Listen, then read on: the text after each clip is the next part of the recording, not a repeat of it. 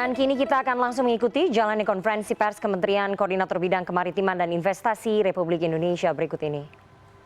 Zona merah dan orange. Kita semua menghadapi pandemi bersama-sama. Keberhasilan satu wilayah tidak ada artinya kalau tidak seluruh Indonesia berhasil kendalikan COVID-19. Kesatuan dan solidaritas bersama akan jadi kunci keberhasilan kita. Bapak, Ibu, Saudara sebangsa setanah air. PPKM darurat berlaku di 48 kabupaten kota yang telah di-assess berada pada pandemi level 4 dan 74 kabupaten kota pada level 3. Apakah arti level atau tingkat situasional 3 dan 4? Tingkat situasional 3 adalah situasi penularan di tingkat komunitas bertambah tinggi. Sementara kapasitas tambahan untuk merespon terbatas dan layanan kesehatan menjadi kewalahan. Sedangkan tingkat situasional 4, penularan tidak terkontrol dan kapasitas respon sistem kesehatan sangat terbatas dan tidak ada tambahan kapasitas yang tersedia sehingga memerlukan tindakan ekstensif untuk menghindari layanan kesehatan kelebihan beban yang akan menyebabkan morbiditas dan mortalitas yang terus naik. Bagi para pimpinan daerah yang perlu memahami lebih kategorisasi ini, panduannya adalah considerations for implementing and adjusting public health and social measures in the context of COVID-19. Sebuah interim guidance yang dikeluarkan WHO pada 14 Juni 2021 yang telah diturunkan dalam Kemenkes RI nomor 4805/2021 tentang indikator penyesuaian upaya kesehatan masyarakat dan pembatasan sosial dalam penanggulangan pandemi coronavirus disease 2019. Mari kita kerja keras bersama-sama bergotong royong agar level situasi yang saat ini di level tertinggi 4 dan kemudian level 3 segera turun. Agar kegiatan sosial masyarakat dapat diatur kembali seperti situasi sebelum PPKM darurat, atau seperti pengaturan PPKM mikro pada zona kuning dan hijau. Bapak, Ibu, sebangsa dan setanah air, untuk mencapai tujuan menurunkan tingkat situasional level 3 dan 4, pemerintah akan memperkuat tracing, testing, dan treatment. Khusus tracing dan testing atau telusur dan periksa akan ditingkatkan menjadi 3 sampai dengan 4 kali lipat dari saat ini. Dan peningkatan tes akan disesuaikan dengan tingkat positivity rate mingguan. Semakin tinggi rasio konfirmasi positif, semakin banyak tes harus dilakukan. Pemerintah pusat dan daerah akan tambah petugas dan alat tes, sementara masyarakat harus proaktif, berani dites, dan jujur saat di tracing. Hari ini Koordinator PPKM Darurat juga melakukan rapat dengan para gubernur, bupati, dan wali kota serta aparat terkait untuk mengevaluasi PPKM darurat di 3 provinsi, yakni Banten, DKI Jakarta, dan Jawa Barat. Berdasarkan data yang dihimpun untuk melihat indikator mobilitas masyarakat dengan menggunakan Facebook Mobility, Google Traffic, dan Nightlight dari NASA. 3 indikator tersebut dibuat indeks komposit gabungan untuk menggambarkan mobilitas masyarakat secara umum. Berdasarkan analisis historis, dibutuhkan penurunan mobilitas 30% untuk menurunkan jumlah kasus. Namun dengan varian Delta saat ini, estimasi kami membutuhkan penurunan 50% mobilitas masyarakat. Kita butuh saling mendukung untuk mencapai indikator ini. Tetap di rumah, produktif, dan ibadah di rumah.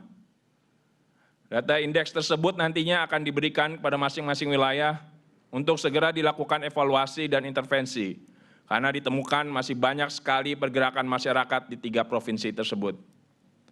Data indeks mobilitas ini nantinya akan segera digabungkan ke website Kementerian Kesehatan untuk masing-masing daerah dapat segera mengupdate secara harian, sekaligus dapat mengevaluasi kebutuhan ini.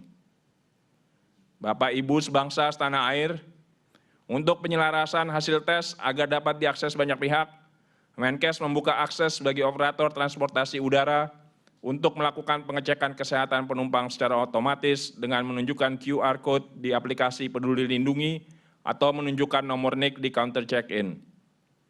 Semua data penumpang termasuk yang telah melakukan vaksinasi dan hasil pemeriksaan PCR atau antigen mereka tersimpan dengan aman di Big Data Kemenkes atau New All Record Kemenkes RI. Big Data NAR ini terkoneksi dengan aplikasi Peduli Lindungi. Bapak Ibu sebangsa setanah air, kami tegaskan lagi, pemerintah sudah menetapkan harga eceran tertinggi untuk 11 jenis obat di masa pandemi. Dan pemerintah terus berupaya memastikan ketersediaan tabung oksigen. Kami targetkan porsi oksigen yang diproduksi di Indonesia, Koordinator PPKM Darurat meminta agar 100% produksi oksigen diperuntukkan untuk kepentingan medis terlebih dahulu. Ini artinya seluruh alokasi industri harus dialihkan ke sektor medis. Pak Menko telah meminta Menteri Perindustrian untuk membantu menyukseskan kebijakan ini.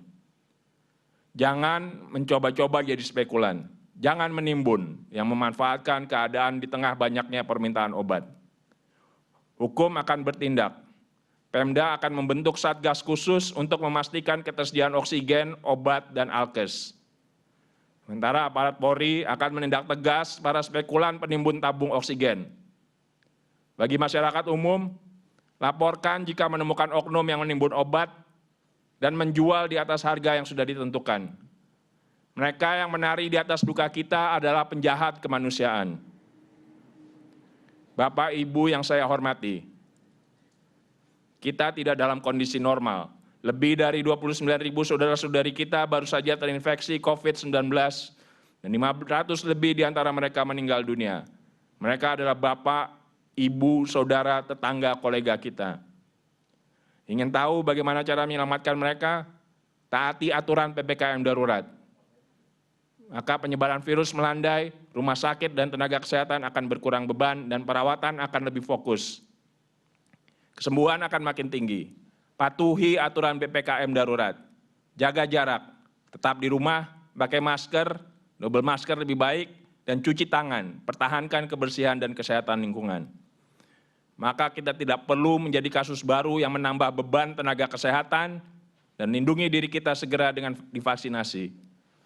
Kemenkes telah mengatur pengalokasian vaksin distribusi hingga mekanisme pelayanan vaksinasi dalam masa PPKM darurat. Segera divaksinasi ke pelayanan vaksinasi COVID-19 terdekat. Tidak perlu ragu dengan vaksin yang ada, telah dijamin aman, bermutu dan berkhasiat oleh Badan POM dan WHO. Sudah lebih dari 46 juta dosis vaksin telah diberikan. Sekitar 32 juta orang sudah terima dosis pertama dan 14 juta diantaranya mendapatkan dosis kedua. Giliran Bapak Ibu yang belum divaksin menjadi bagian dari upaya penyelamatan bangsa ini. Daftarkan diri untuk divaksin sekarang juga. Bapak Ibu, saudara-saudari yang sedang dalam perawatan rumah, pemerintah semakin menggalakkan pelayanan kesehatan melalui telemedicine pada masa pandemi COVID-19. Cari informasi yang akurat tentang telemedis ini di situs Kemenkes RI dan covid19.go.id. Bapak Ibu sebangsa setanah air, patuhi protokol kesehatan, prokes harga mati. Tetap di rumah, pakai masker dan rajin cuci tangan. Tidak mematuhinya akan berujung sanksi atau keselamatan nyawa Anda dan orang lain. Tetap bersatu melawan COVID-19. Semoga Tuhan melindungi dan menyehatkan seluruh bangsa Indonesia.